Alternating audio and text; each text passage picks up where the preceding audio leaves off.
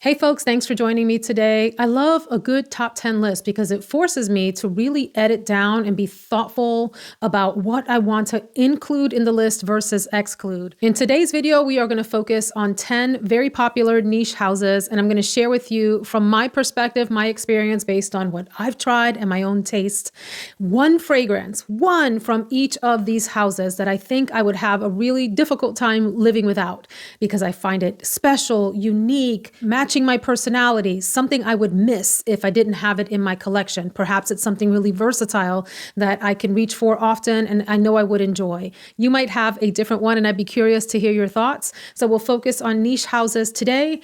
And in the next video, we will focus on designer houses for no other reason than just to be able to divide 10 and 10, not because I personally feel any difference between my niche or designer or whatever other kinds of fragrances. I love them all the same.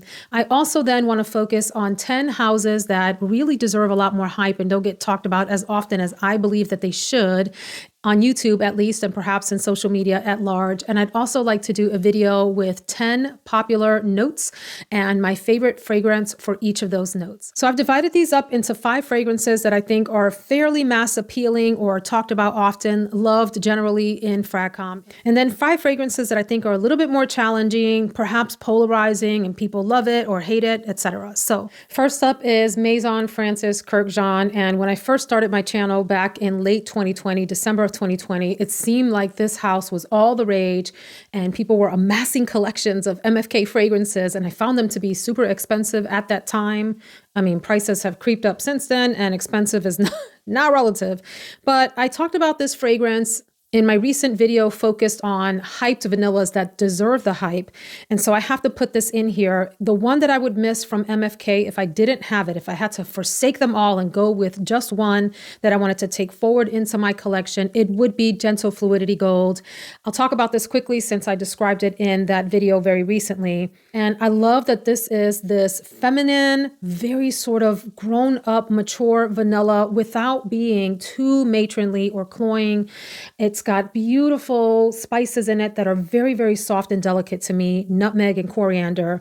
And one of the distinctive notes in the fragrance is a juniper berry, which I feel like lends this sort of brightness to it. I think of juniper berries as having sort of this sweet, slightly piney type of smell that is unique and different in this fragrance. I think this fragrance has enough sophistication to it to be appropriate for special occasion and evening events, elegant affairs that you may want to go to. You're going to smell put together, refined, elegant. However, this is also simple enough and subtle enough that you could wear it during the day too for multiple things, including going to work if you spray lightly. I feel like this is a fragrance that would hardly offend anyone and yet attract many because of its cozy nature, has a certain kind of elegance from, to me, the spices and those juniper berries. There's also an ambery nature to this fragrance as it dries down further, but the primary aspects for me are a beautiful, sophisticated vanilla. Like people talk about the Guerlain vanilla being second to none. I think whatever vanilla is used in here or how it is constructed in the fragrance is just as elegant as those Guerlain vanillas and maybe even a little bit more. And I love the slight touch of very sort of edited spice in the fragrance, like just a hint to give it some intrigue along with that pininess from the juniper berries.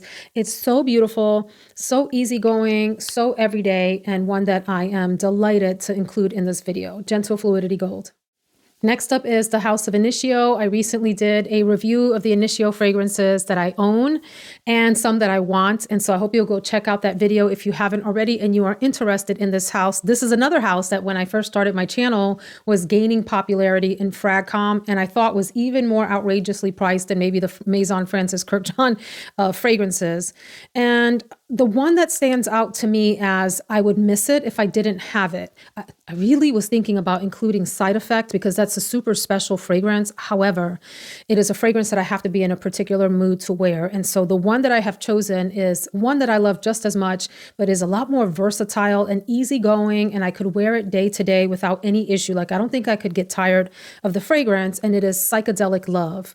This is characterized as being a mostly, gosh, this is oh, just sniffing it from the atomizer is so intoxicating. It's got this beautiful creaminess, this soft floral nature, and definitely this almond accord that is like on the marzipan-y side to me. It's creamy and delectable and just mouth-watering almost. And I love the way that the florals play in here. One of the main notes is hedione, which I understand to be some sort of derivative or related to the jasmine family. And so there's something super intoxicating about the way that that shows up in here, along with a base of vanilla, a soft, gentle, sort of meandering ribbon of myrrh that kind of dips into the fragrance and dips back out depending on when you're sniffing it. It's not an overpowering myrrh in the fragrance, but it adds this level of intrigue, a little tiny touch of patchouli that I barely can detect at all. Mostly creaminess and almond nature, this beautiful, elegant, well-rounded, very, very soft floral. This is more almond and creaminess to me than anything else. And this absolutely gorgeous base of vanilla that I find super intoxicating. This fragrance is soft on the skin, softly projecting and long wearing. It could be considered a skin scent if you spray lightly, and it could have a nice projection bubble if you spray more heavily. So it goes both ways that way. It's beautiful all year round and particularly sort of mesmerizing under a sweater, like under a scarf or one of those like come hither, nuzzle into your neck kind of fragrances that is soft and delicate, highly feminine, and a little bit magic. This one is Psychedelic Love. This has gotten so much better than I originally thought it was when I first got it. It was beautiful then too, and it's just getting like deeper and slightly richer as it continues to age as a fragrance. Psychedelic Love would definitely be my choice from Initio. I guess I should probably say, for the sake of those of you that have been watching me for a while and know my preferences, that you might have thought I was going to say Atomic Rose or perhaps Addictive Vibration, which is one of my new obsessions from Initio. However, Atomic Rose is one that is sort of occasion specific. I have to be in the mood to have that sort of femme fatale thing happening because it is a super strong fragrance and very sort of a very particular smell. The next fragrance I'm going to talk about is close enough but gentle in comparison to Atomic Rose. And then also Addictive Vibration is very much a winter heavy scent and one that I need to be in the mood to wear because it can be really overpowering but is gorgeous. So this one here is the most versatile and easygoing and addictive at the same time. Psychedelic Love. And a third house that was rising to ascendancy. It was ascending to the fragrance throne. When I first started my channel is because it's still a very popular house, Parfums de Marly. People go bananas over this house. I like a lot of fragrances from the house. It's another one that I did not want to dive into at first because they're so expensive. So I was happy to see them start to show up on discount sites and particularly Joma Shop and Fragrance Net and places like that where I could more comfortably purchase a bottle maybe over the $200 range or right there versus the $3 something. And now these bottles are running up into the $400 range. Lord have mercy. So from Parfums de Marly, there are some real beauties, but I have to say the one that I would lament not having, that I would regret foregoing and giving away, regret forsaking, feel guilty about leaving behind if I only had to take one into some future life or something, it would probably be DELINA EXCLUSIF.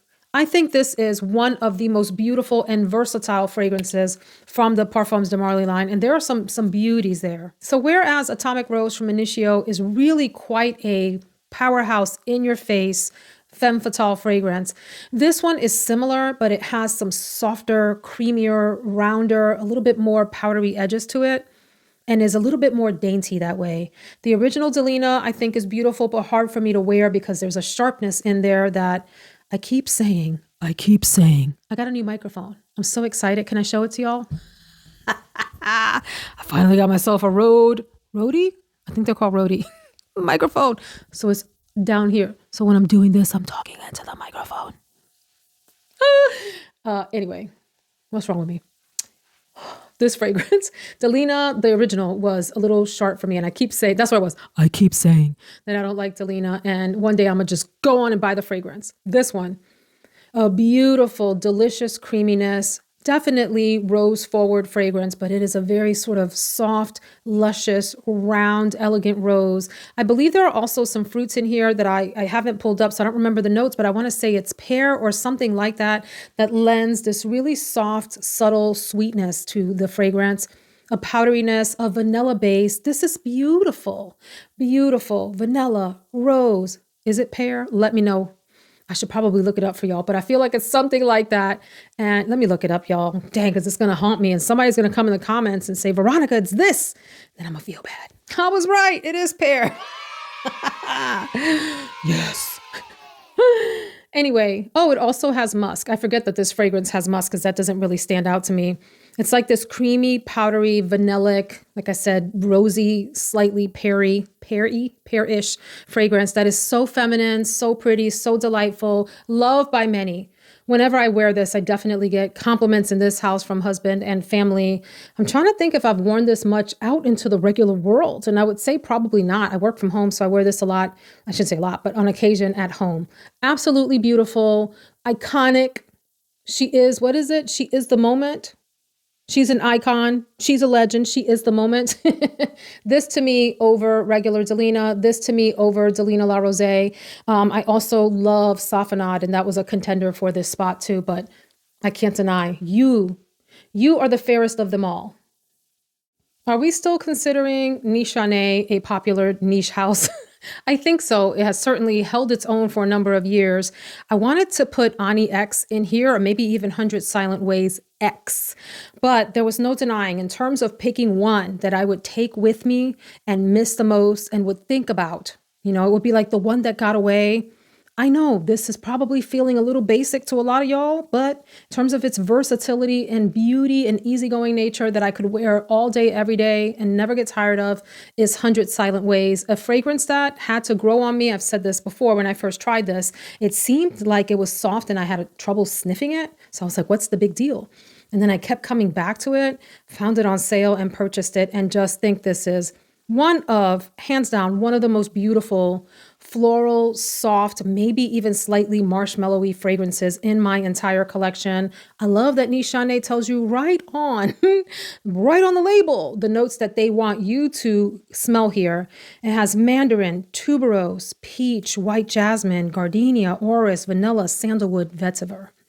For me, this fragrance is big on there's like a vanilla base, this soft, subtle sandalwood wraparound for it to add some dimension, some depth, some intrigue, some interest, and a subtle tuberose. So vanilla, sandalwood, subtle tuberose, and I do get sort of this sweet fruitiness. Can you even call this a fruity fragrance? I wouldn't say a fruity fragrance, but just like the pear lends this subtle sweetness to DELINA EXCLUSIF, so too does the peach here, and perhaps even that mandarin. This is a happy and beautiful and very like delicately feminine fragrance. This is absolutely glorious in terms of bringing out the most feminine aspects of the wearer, me.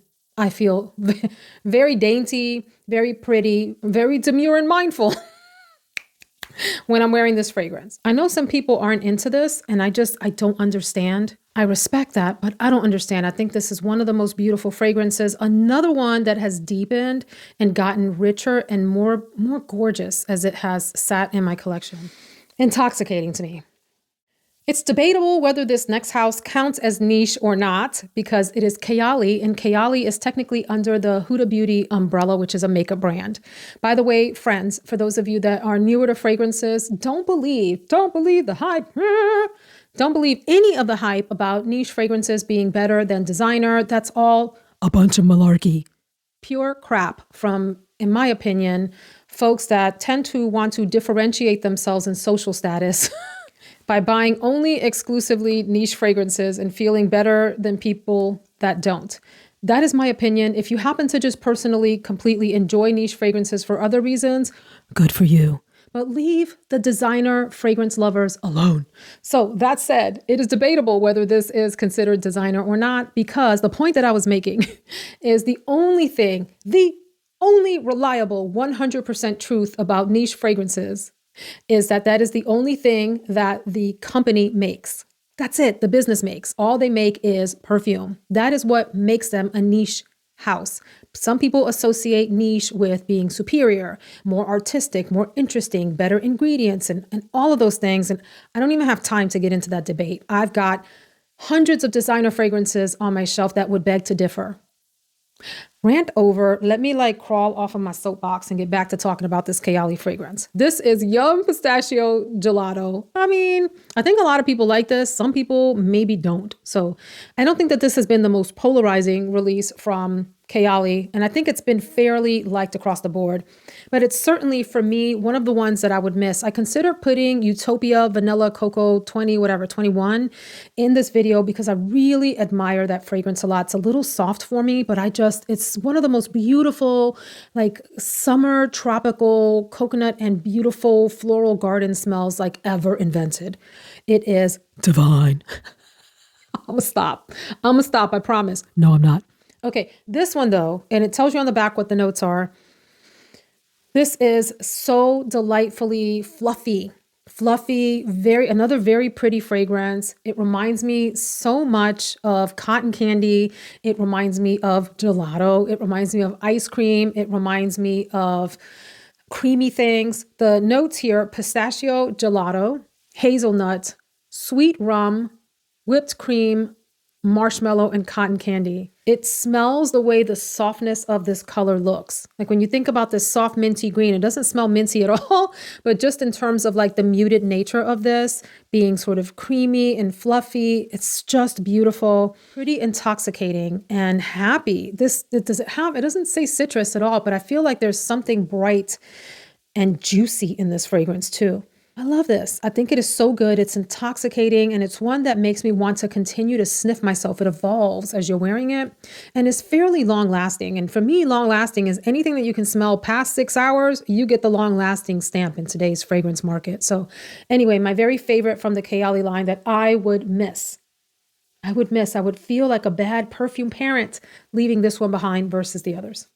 Let's go on then to the House of Bond number 9. It should be no surprise to anyone that in my top 10 for life and my favorite fragrance from the house, it's going to be Chinatown. It's going to be Chinatown.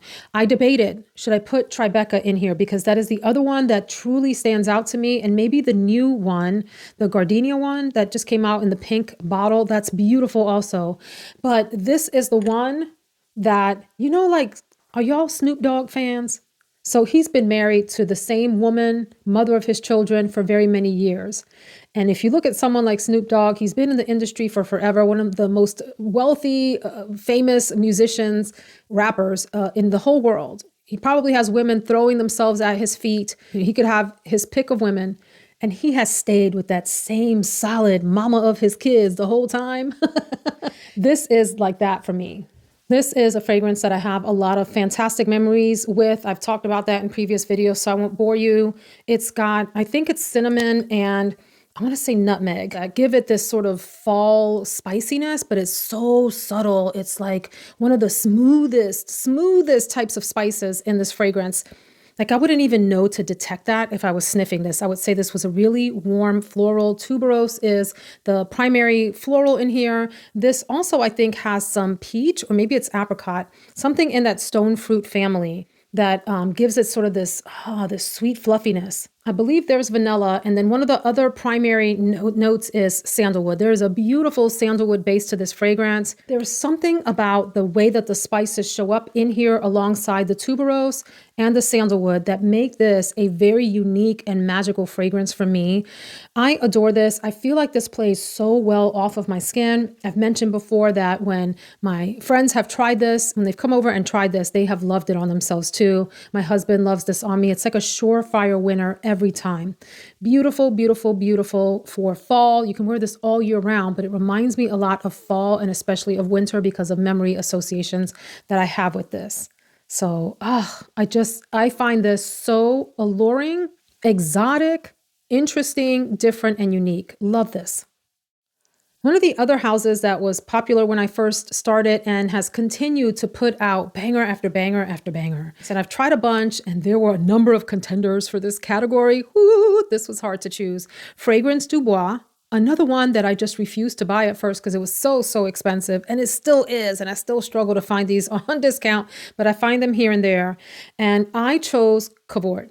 I chose CAVORT. It was between Sirène and Oud Jaune Intense, but I feel like those two fragrances, as much as I love them and like exalt them as these gorgeous creations, I do have other fragrances in my collection that could potentially give me similar feeling enough, including one that's coming up here, that I decided to opt for this one instead, which I think is pretty unique. I love that on the opening of this fragrance, I get this combination of saffron and bubblegum, like pink bubblegum, bubble yum bubblegum. Who chewed bubble yum bubblegum as a kid, or Hubba Bubba bubblegum? I sure did. I love me some gum. Anyway, the saffron is so elegant and light and airy and fluffy here.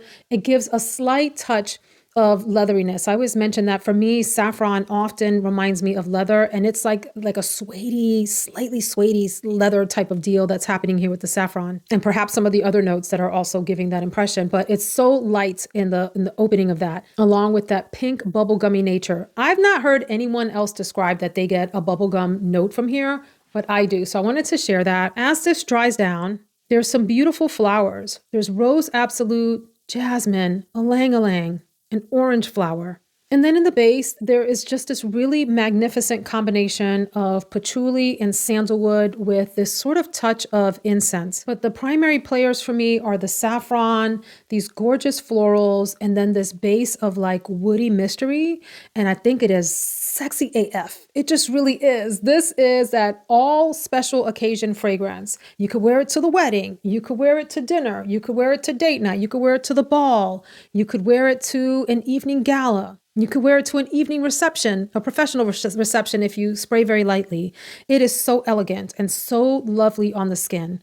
Very mysterious, very sexy, very va-va-voom and alluring, and has this gorgeous unisex way about it. Like it could smell feminine on ladies and it could smell just alluring and beautiful on a man. I don't find this to have really masculine tones except for maybe the woodiness and that slight bit of leatheriness. There's also something that feels like it's a little bit citrusy. There aren't any citrus notes that I can pick up, almost as though there was some citrus in the background, kind of helping the fragrance not be too into deep, dark territory. This is a beauty of a fragrance and unique. And I would think about it if I only had to choose one and this one didn't come, I'd be like, man, I probably should have picked up CAVORT. Next is Xerjoff, and I had a devil of a time choosing among the beauties from this house that I have come to enjoy. But there was no denying for me that one really deserved this slot because of the same reasons. It's easy for me to wear it, me in particular. I don't think this is an easy wear for many people, but for me it is. I find it to be perfection in a bottle. I wouldn't change a thing about it at all. The bottle itself is gorgeous, and I would really consider this as a wedding fragrance if I were going to, say, renew my vows. And this is ACCENTO Overdose. Look at this beautiful bottle with what looks like, it's not gold leafing, but it's made to look like gold leafing. It is an outstanding presentation. And then the fragrance itself, I think this is polarizing for some people, but for me, there is no denying that this is absolute bride energy in a bottle. It is like this big, beautiful floral bouquet that has this gorgeous sweetness to it, a real slight touch of greenness to kind of help it stay away from being too cloying. Like, do you remember, is it Lancôme Poème?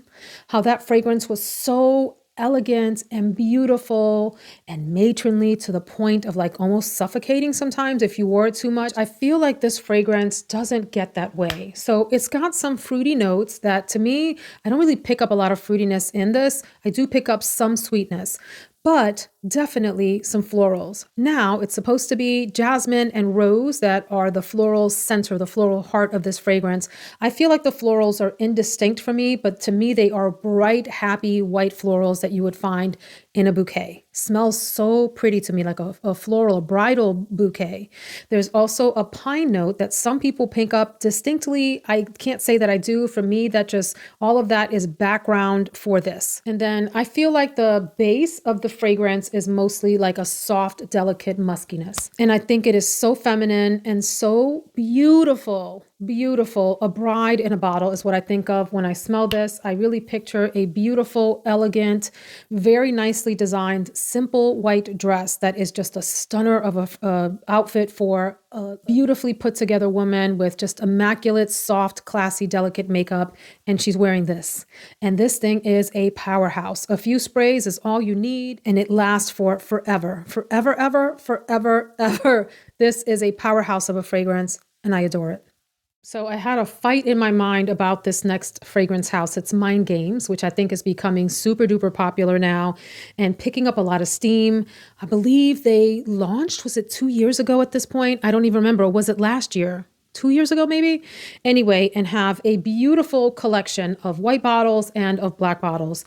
I had a fight in my mind about Leonara and the next fragrance. And I almost put Leonara in this video. That one is floral and a very bright, juicy fruitiness, like fruit salad fruitiness. And I think it's musky and powdery and fluffy and all things girly and feminine and really, really a delightful fragrance. But the powerhouse from the bunch that I thought was worth mentioning in this video, it's like if I left Leonara behind, I don't have that bottle. I only have travel sprays right now, but I want the full bottle. I would miss that. And think about it. That one would be like the super handsome boyfriend that you dated because he's super handsome. Maybe not because there was a lot of substance or chance of you to last a lifetime together, okay?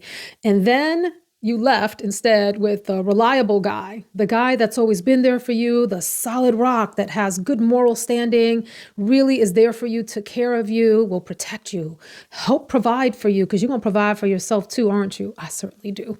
This is that one, and that is French Defense. I had to give it up for French Defense. It's one that I fell in love with upon trying. And one of the reasons, by the way, that CAVORT beat out Sirène, because Sirène is one that I can scratch that itch, maybe, kind of, sort of, maybe not exactly, because that has its own unique features, but through French Defense and some other cherry fragrances. Sirène is beautiful. Ooh, love that one too.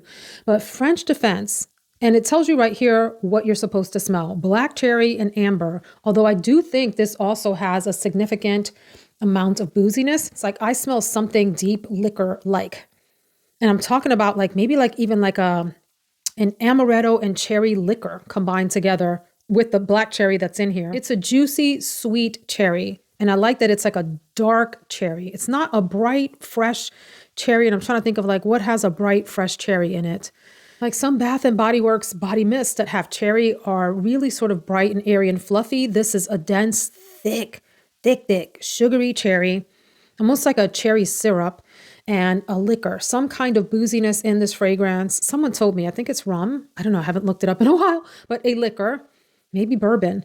And then the amber here, I want to say there's woodiness in this fragrance too in the background, but the amber and or woodiness are deep and thick. They have heaviness to them. It's like a heavy, heavy base. This is very much a winter forward fragrance, one that would shine most in colder weather. I would hesitate to wear this in warm weather because I think it could get maybe a little bit sickly on the skin, make you feel a little bit sickly, but this is so dang good for you cherry lovers. You've got to try this out, French Defense. And finally, I left one of the most complex houses for last, and one that I've continued to explore and fall more and more in love with the more I've tried. And it may surprise you the one that I picked. This is Amouage. There are many, many beauties from this house to put forward.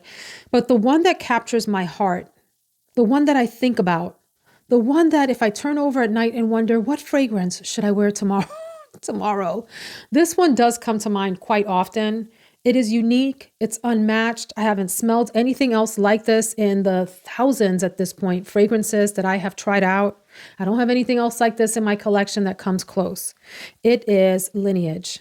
LINEAGE. This is so beautiful. First of all, love the color of this bottle. Reminds me of summertime. The fragrance is one of the most challenging for me to describe. It's got marine aspects, like it smells like, something ocean-esque. It's got these incensey features to it. It smells like luxurious spa oils, like when you walk into a spa and there's a combination of peppermint and eucalyptus and maybe some orange oils and perhaps some woody oils, all kind of mixing in the air for that spa comforting smell. It's got that going on as well. I'm going to look up some of the other notes for you because I feel like I'm not doing this fragrance justice.